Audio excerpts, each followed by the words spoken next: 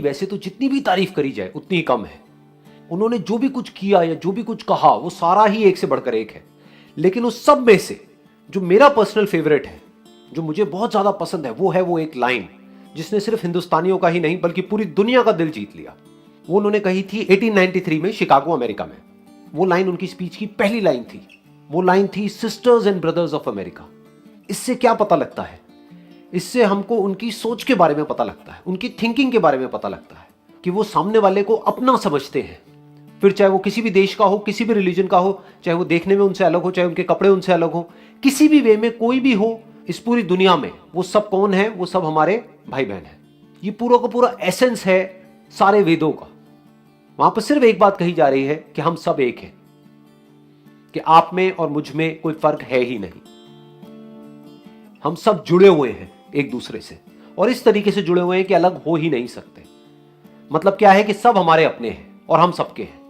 जैसे आज ऐसे बहुत सारे लोग हैं, मैं किसी का भी नाम नहीं लूंगा, जो अपने आप को रिलीजियस बोलते हैं, स्पिरिचुअल बोलते हैं, फिर धर्म के नाम पे एक दूसरे से लड़ते हैं।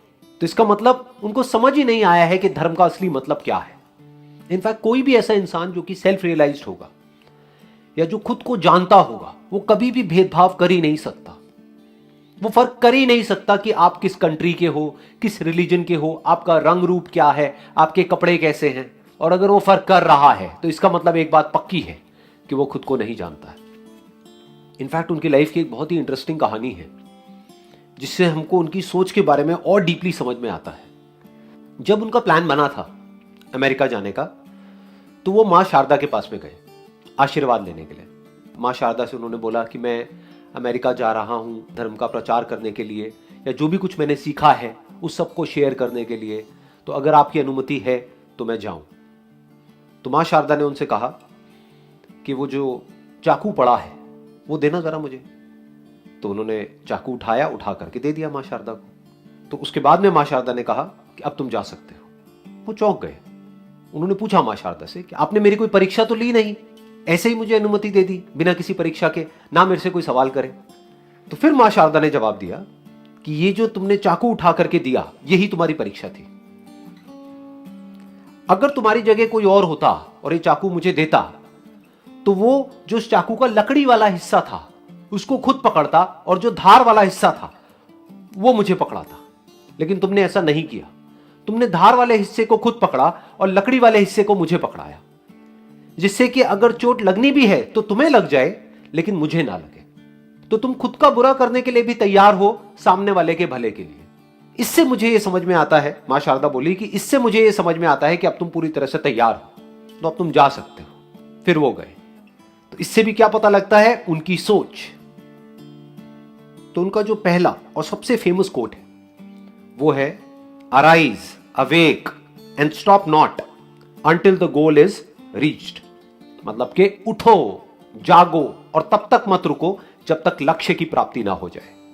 ये क्या कहा जा रहा है और किससे कहा जा रहा है? वो लोग जो अपने कंफर्ट जोन में हैं, या तो जो चाहिए था वो नहीं मिला है तो बैठ गए हैं थक करके, या फिर जो चाहिए था वो मिल गया है और बस बैठ गए हैं आकर के, अपने कंफर्ट जोन में चले गए, आलसी हो गए, आगे नहीं बढ़ रहे हैं, आगे ग्रो नहीं कर रहे हैं, नेक्स्ट लेवल पे नहीं जा रहे हैं। ये उनके बारे में कहा जा रहा है कि अगर आप अपने कंफर्ट जोन में हो और थक करके बैठ गए हो क्योंकि जो आपको चाहिए था वो आपको नहीं मिल रहा है, तो अपने लक्ष्य के लिए आगे बढ़ो। क्या बैठे हो थक करके? क्या रो रहे हो बैठे बैठे? उठो, जागो, सोए क्यों हुए हो? क्यों अपने आप को कमजोर समझ रहे हो? क्यों ये समझ रहे हो कि मैं कुछ नहीं कर सकता? अरे आप सब कुछ कर सकते हो, ये कहा जा रहा है। और तब तक मत रुको जब तक लक्ष्य की प्राप्ति ना हो जाए। तो इसके दो अलग अलग एंगल्स हैं। एक ये, जब तक कि इस दुनिया में जितना आपको चाहिए, आपको आपकी फैमिली को सरवाइव करने के लिए जो भी बेसिक आपकी नेसेसिटीज है, जो आपकी बेसिक नीड्स है, जब तक वो पूरी नहीं हुई है तब तक वो ही आपका लक्ष्य है। उस लक्ष्य को पाने के लिए जो भी कुछ करना है वो करो, बैठे मत रहो। एक स्टैंड पॉइंट इसका ये है देखने का। दूसरा किन लोगों के लिए कहा जा रहा है? जो एक्चुअल स्टैंड पॉइंट है, जिस स्टैंड पॉइंट से स्वामी जी ने बात कही है, जो बहुत कम लोग समझेंगे, वो क्या है कि अगर आपको आपका जो भी लक्ष्य था वो मिल भी गया है, तो उसके बाद में ये नहीं कि बैठ जाओ, उसके बाद में ये नहीं कि सो जाओ, कि जो मुझे चाहिए था वो मिल तो गया है, पड़े रहो। या प्लेजर्स में इंडल्ज हो जाओ, या पावर के पीछे भागने लग जाओ, या पैसे के पीछे भागने लग जाओ। ये बात नहीं कही जा रही है, क्योंकि ये कौन कह रहे हैं, कौन ये बात कह रहे हैं? जिन्होंने सब कुछ अपना छोड़ दिया ज्ञान के लिए। तो ये यहां पर ज्ञान की और अज्ञान की बात कर रहे हैं। ज्ञान किसका, अज्ञान किसका? खुद का, सेल्फ रियलाइजेशन, उसकी बात यहां पर कही जा रही है। वो आपका असली लक्ष्य है। क्योंकि अगर पूरी जिंदगी सिर्फ अपना जो लालच है या जो अपनी जरूरतें हैं उसी में ही उलझे रह गए, तो ये कोई जिंदगी थोड़ी ना है। ये जिंदगी का लक्ष्य नहीं है। जिंदगी का असली लक्ष्य क्या है?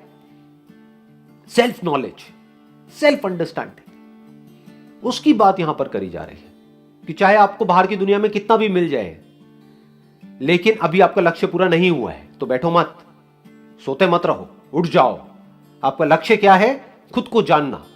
और जब तक वो लक्ष्य पूरा नहीं हो जाता है, जब तक खुद को आप नहीं जान लेते हो, तब तक मत रुको। यही एक इंसान का लक्ष्य होना चाहिए और यही एक इंसान का सबसे बड़ा लक्ष्य है। क्योंकि अगर आपने पूरी दुनिया को भी जान लिया और खुद को ही नहीं जाना तो क्या जाना? अगर आपने पूरी दुनिया को जीत लिया, मैं कहता हूं दुनिया छोड़ो, पूरे ब्रह्मांड को जीत लिया, लेकिन अगर खुद को ही नहीं जीता, क्या जीता? तो आप जीत करके भी हार गए। और ऐसे एक नहीं, दो नहीं, बहुत सारे एग्जाम्पल्स हैं अगर आप हिस्ट्री को उठा करके देखोगे, जिन्होंने पूरी दुनिया को जीत लिया लेकिन जीतने के बाद भी खाली के खाली अंदर से। और ऐसे भी आपको एग्जाम्पल्स मिलेंगे जिनके पास जो कुछ भी था उन्होंने वो सब कुछ छोड़ दिया, लेकिन उसके बाद भी वो जीत गए। क्यों? क्योंकि उन्होंने खुद को जीत लिया।